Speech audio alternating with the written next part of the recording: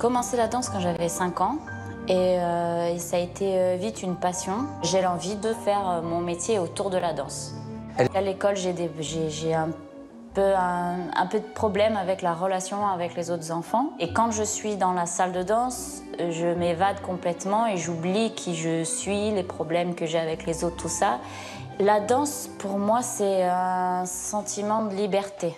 J'ai toujours eu l'impression, dès que je montais sur scène, que j'enlevais ce costume de personne timide et que je me transformais.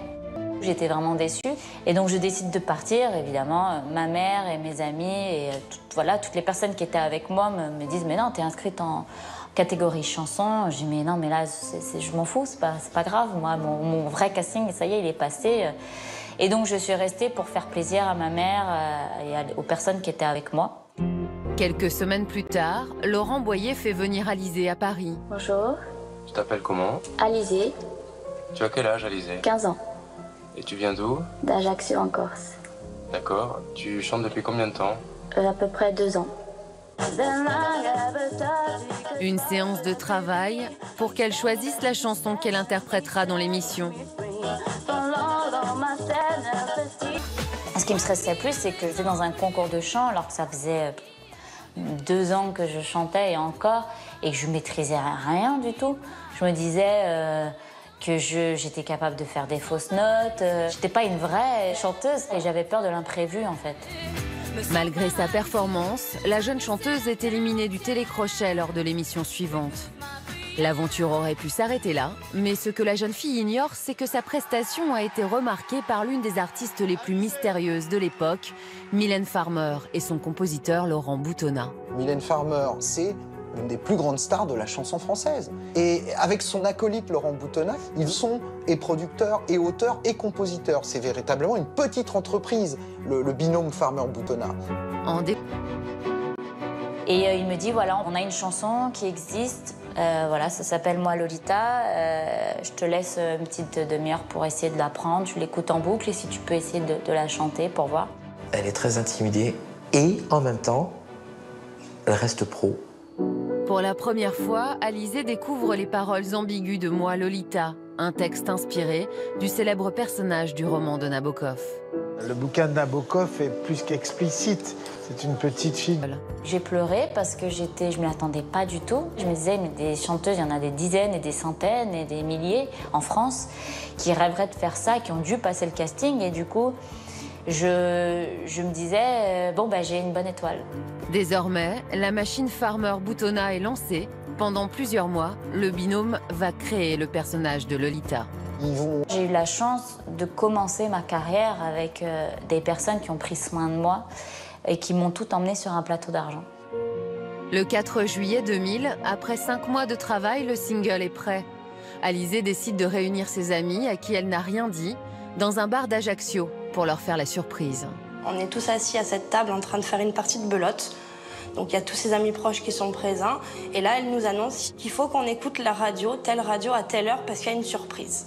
L'animateur radio annonce la nouveauté de la semaine, produit par Mylène Farmer, une jeune Corse qui s'appelle Alizée.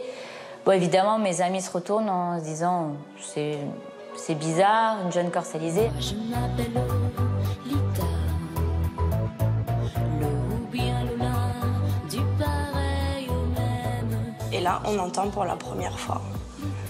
Et c'est juste énorme parce que vous vous dites c'est pas possible, quoi. Ils ont tous halluciné, il y en a qui ont pleuré, il y en a qui rigolaient. Et ils me disaient mais comment, enfin voilà, comment c'est possible? Tu as fait ça quand en fait?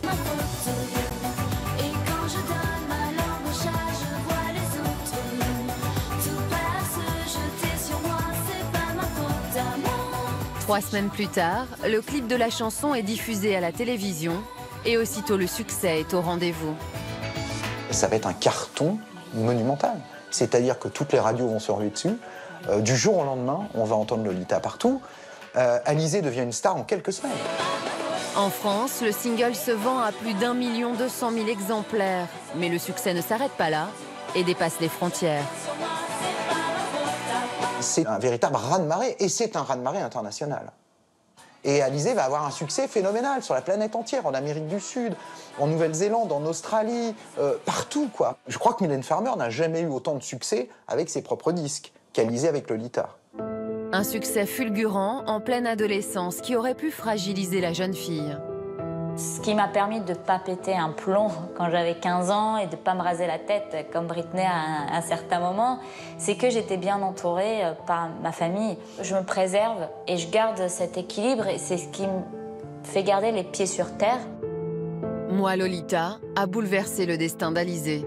Et 7 ans après la sortie du titre, la chanson va une nouvelle fois permettre de révéler un autre artiste. Quand je le vois la première fois, je me dis, en fait, ce mec est un génie parce que c'est pas évident de reprendre cette chanson.